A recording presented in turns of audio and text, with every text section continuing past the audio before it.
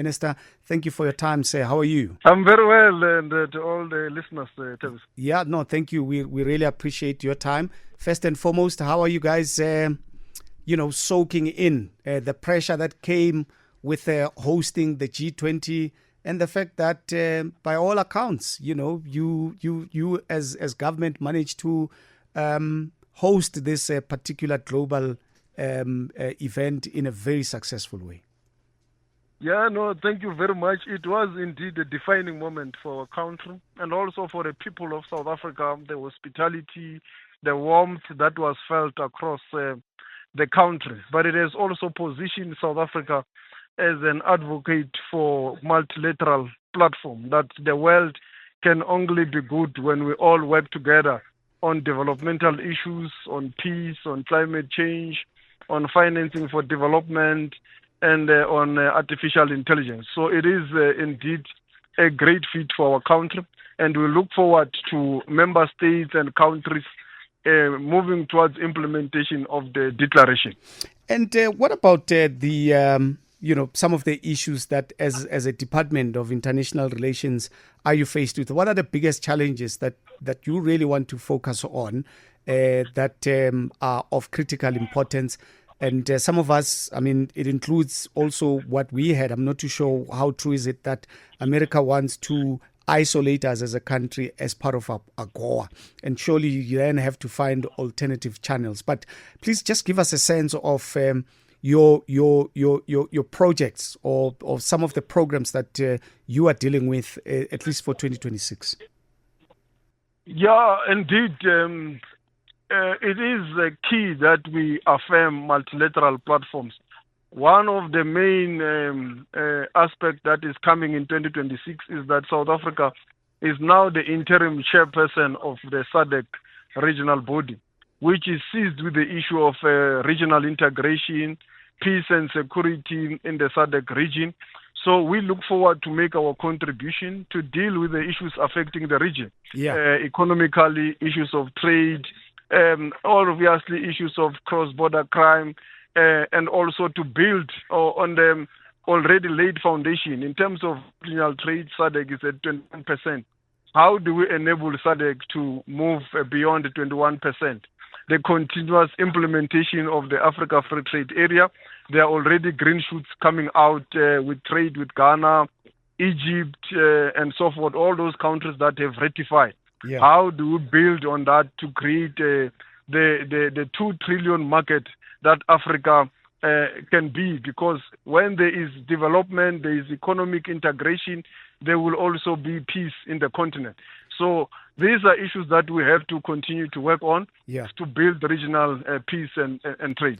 And I'm glad you are reflecting on that, because some South Africans are very concerned about the responsibility that we carry for obvious reasons, where you find people coming from our neighboring countries trying to find a living, I suppose, here in South Africa, because a country like Lesotho, in fact, all of the countries that are surrounding us, they have a big problem of high unemployment rate. In Lesotho is quite high, and some of the countries here, and most of them are coming here. And some South Africans are saying, but why is the South African government not interacting with their SADC neighbors around the pressure that it brings to us as a country? Correctional Services was telling us just a week ago that you have 27,000 prisoners that come from other African countries, all right, that are housed in our prisons. And the same Correctional Services tells us that to maintain just one prisoner per month is 13,000 plus. So if you had to put together the money and the impact of crime, then it's a double whammy to a large extent. To what extent do you confront one another as countries to say, but get your house in order, you are putting pressure on us?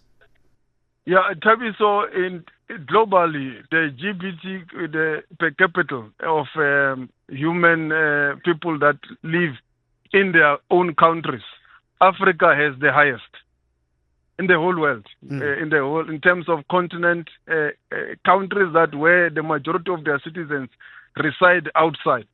So it means there are conditions in all those countries that leads to citizens moving out of those countries. There is no one who will want to live outside of their country.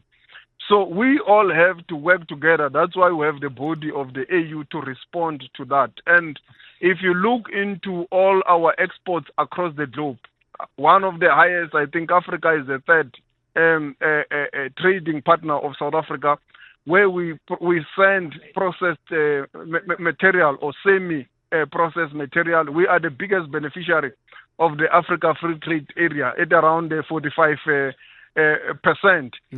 In terms of company representation in the African continent, South Africa is a leader.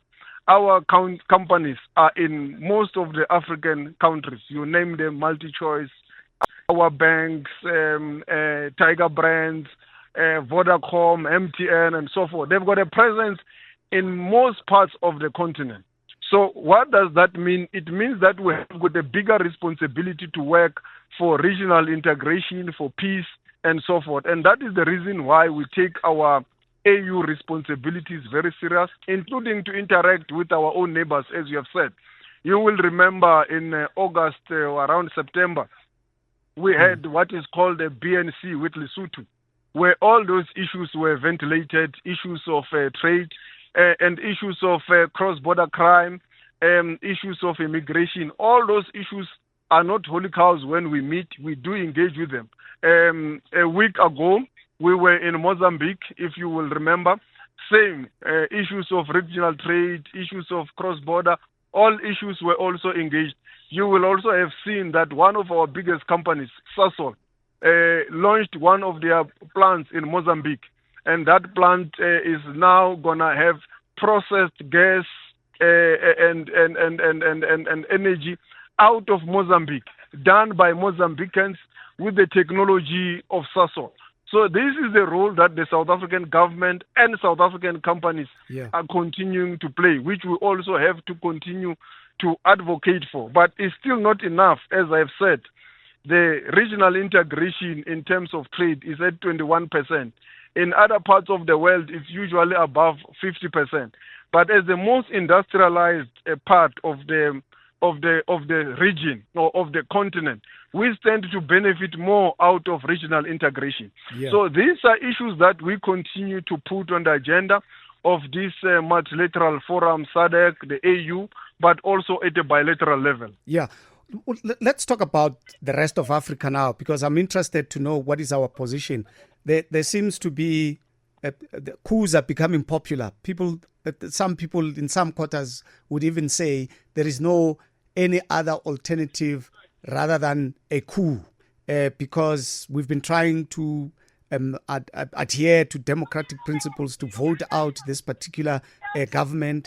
And then the other issue as well is disputed elections outcome, even happening in countries like Tanzania, where they don't get to experience protests. Somebody who stays there was telling me that it was unusual what had happened after the announcement of the results, and also the ongoing conflict in some parts, including your Sudan. There was a peace deal that was signed in America between Rwanda and DRC, which does not seem to hold. But the whole deal was signed in America, and some African leaders were there as well to witness it and all of that. But what then becomes your position as DIRCO with regards to some of these issues? Yeah, that's why we condemn any form of a coup as South Africa. We believe in democratic project. If there are issues with regards to the elections and its outcomes, there must be domestic avenues to attend to such. I know that there were challenges in Tanzania because there are no such domestic platform or avenues allowed. But these are issues that have been raised by the SADC observer missions and the AU missions. They have to be attended to. And with regards to Sudan, as you have said, we call for peace, for engagement. And that's why the president has hosted a number of role players in Sudan, all the warring factions, with an aim to bring them to a discussion and negotiation table. And also there have been other non-state actors like the Thabo Mbeki Foundation has also extended a hand to engage with such parties in Sudan. with the same aim. In the Eastern DRC, the role of South Africa is well known. We have continued to support regional peace in the Eastern DRC through the various platforms that we participate in SADC and so forth. But if other external parties decide to intervene and use their leverage, South Africa can't stop them, except to say that we have to continue to advocate for Africa solutions to African challenges, and that's why we put our own initiatives. We participate, we encourage, we do all the necessary to intervene on regional peace in the continent. And Sudan has also been complicated by the reality of other external parties not only participating to bring peace, but some of them to supply the weapons and all the materials used for the war. So South Africa continues to call for that in all the platforms, and we participate. And when we are called for by the regional bodies to also send our defense force, as you have seen in the DRC, we have done so under the auspices of SADC and the United Nations. So we continue to contribute to peace. That if we say we need African solutions, the countries in the continent must do the same. We must put our money where our mouth is. Let's talk about the Ronald Lamola Foundation. I'm told that it focuses primarily on empowering young people. Yes, because that's my passion, and as you are aware, I grew up in rural areas where the mode of transport was either mostly bicycle and so forth. So I do focus on that, empower the young people in those rural areas, in the townships of our country, to inspire them to be whoever they may want to be through supporting their educational programs and also through cycling. Wow. Oh, cycling too. So you took this thing to ministerial levels now. From there. Yeah, no. We must cycle to reach where we want to go to. No, it sounds good. So young people who are listening, a lot of people from Mpumalanga do listen. In fact, maybe they might want to check out your foundation, see if they can fit in and qualify for some of these programs. What do they do? We will put it on our website and social media platforms. I think we can follow each other there. Okay, wonderful. So on social media, is it the Ronald Lamola Foundation? Yes. Okay, all right. No, it sounds good. Good luck. Thank you so much for making time, Minister. Thank you very much. Thanks a lot. There you go, Ronald Lamola, Minister of International Relations and Cooperation.